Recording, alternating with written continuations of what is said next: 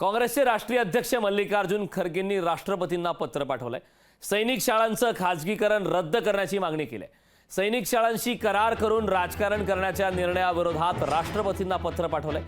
सैनिक शाळांचे बहुतांश करार भाजप आणि आरएसएसशी संबंधित आहेत। आरएसएसशी संबंधित व्यक्तींशी असल्याचा दावा हा केलेला होता। खासगीकरण पूर्णपणे मागे घेण्याची आता पत्राद्वारे काँग्रेसने मागणी केली।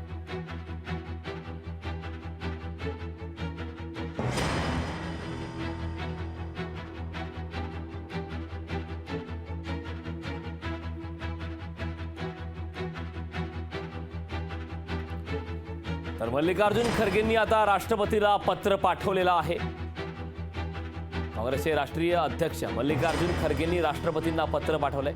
सैनिक शाळांचं खासगीकरण रद्द करण्याची मागणी केलेली आहे। सैनिक शाळांशी करार करून राजकारण करण्याच्या निर्णयाविरोधात राष्ट्रपतींना पत्र पाठवलंय। लोकशाही मराठी ऐका, पहा, जागरूक रहा।